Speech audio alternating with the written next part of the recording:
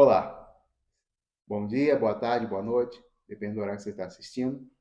Se você está aqui e quer saber como que o aluno, a criança, não esqueça o conteúdo dado na sala de aula.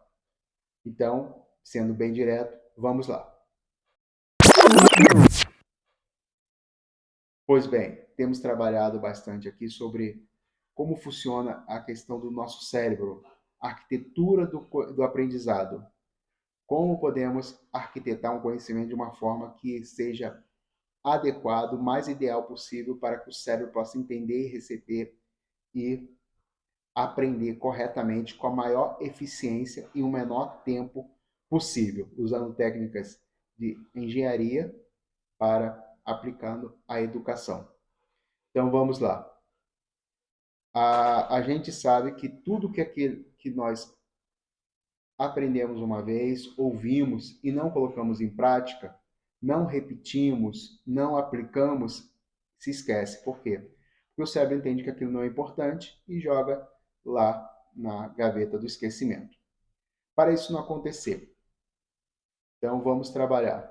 E também, às vezes, a aula fica, para a criança, ali principalmente, fica de uma forma monótona, cansativo, um assunto desinteressante. Então, vamos solucionar tudo isso usando técnicas bem aplicada, rápida e eficiente. Primeira coisa, primeiro a quinto ano, tente variar a dinâmica dentro do assunto. Como eu tenho falado em outros vídeos, você pode assistir. No máximo 20 minutos, né? Alterando entre atividade, né? Mudando de assunto a cada 20 minutos, ou a atividade teórica para atividade prática, ou jogos. Então, essa alteração.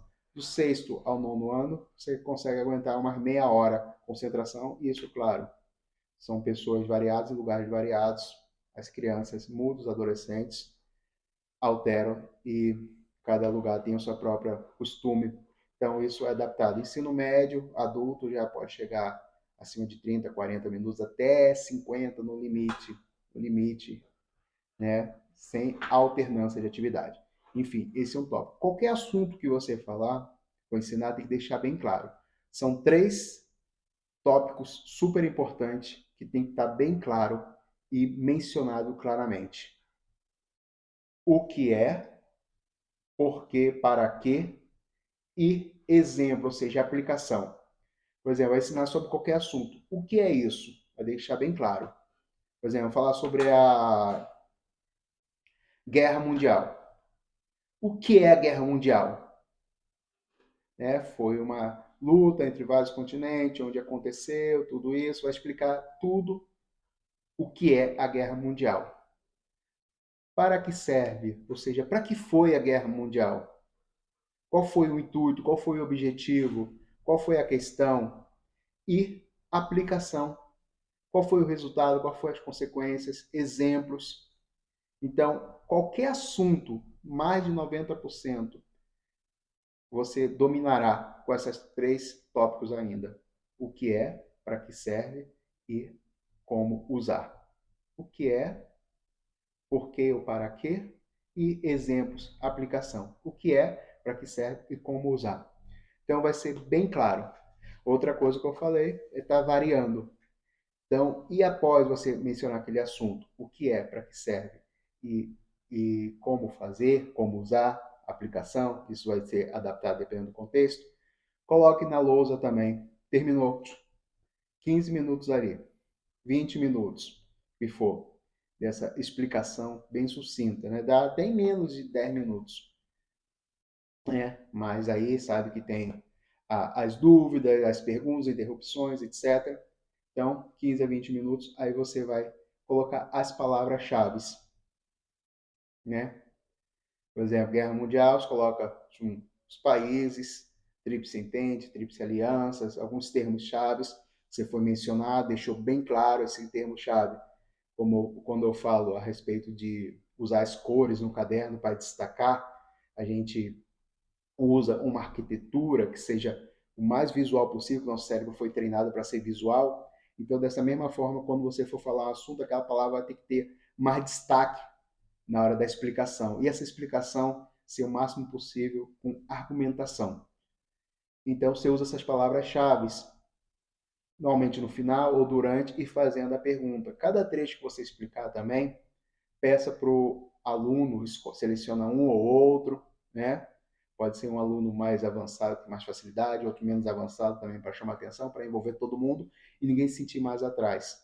Você explicou, tipo, como se fosse um parágrafo, né? Fechou um pequeno tópico ali daquele assunto, né? Tem um assunto geral, que é a Guerra Mundial no caso, que eu citei como exemplo, subtópicos, vai ter os parágrafos explicando.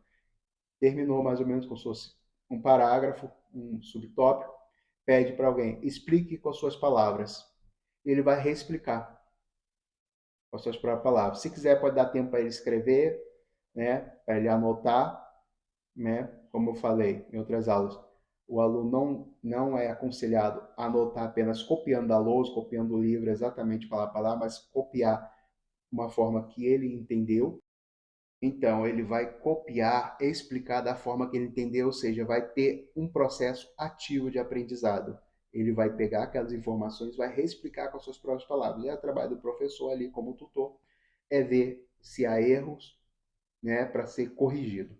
Enfim, então, revisando, você explicou a aula, o assunto, o que é, para que serve e como usar, colocou as palavras-chave, tipo os mini resumo, pediu, não necessariamente na mesma ordem, cada um depende do seu contexto, durante a aula também, durante vários momentos, pediu para os alunos explicarem suas próprias palavras, você pode dar a opção de ele anotar durante aquele momento, né? Aí interage e altera as atividades, não fica algo ocioso, repetitivo, cansativo.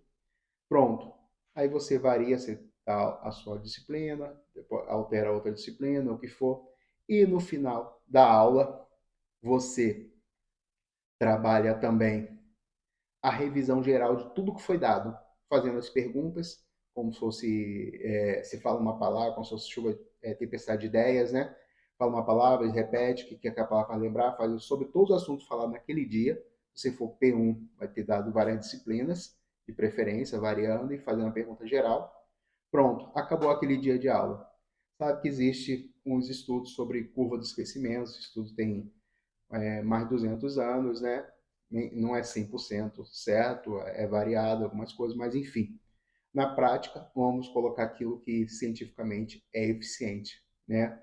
Como uma máquina, né? Precisa ter manutenção. Então, depois de 24 horas, é comum haver esquecimento. Como você é professor P1, né? Quem for, tem a opção de dar aula todo dia. Se não for, pede para o aluno fazer em casa, né? For maior. Revisar o assunto do dia anterior, de uma forma geral, durante os 10, 15 primeiros minutos. Revisar. Igual você fez no final da aula, revisou. E depois de uma semana, sempre está revisando o assunto. Pode escolher um dia, segunda ou sexta-feira, de fazer. Então, depois de 24 horas, faz o resumo, né? Uma revisão na sala de aula mesmo sobre o assunto anterior, do dia anterior. E uma vez por semana, faz a revisão sempre de todo aquele assunto daquela semana. Cada vez esse resumo sobre aquele assunto passado vai ficar mais menor, né? Mais curto. Então, esse resumo, como eu falei, usa tempestade de ideia, perguntas, frases, pode usar jogos, pode usar atividade, exercício. Então, como o seu aluno não esqueceu o que foi falado, você fazer ele ter um ensino mais ativo possível, o seu ensino ser claro, com as perguntas, o que é, para que serve e como usar, né? Como mais ativo possível. Durante as perguntas, cada final de cada assunto, subtópico, você fazer as perguntas para a sala, para alunos geral. Você conhece a sua sala, você pede para levantar a mão ou aponta para aluno específico, variando, né? Para todos poderem participar, para reexplicar sobre o que foi falado ali, né? E pode usar sistema de ânimo, né? Pontuação, valendo ponto, uma atividade, etc., para poder motivá-lo. Cada turma vai ter a sua realidade, sua necessidade. E semanalmente fazer essa revisão de tudo aquilo que foi falado durante a semana. E, e certamente você, que eu falo, fazer um bom ensino, uma boa aula, alterar os hábitos, né, que a gente está acostumado a tanto não pensar, pensar, a gente vai ter um esforço, ensino ativo e vai modificar totalmente a forma de aprendizado.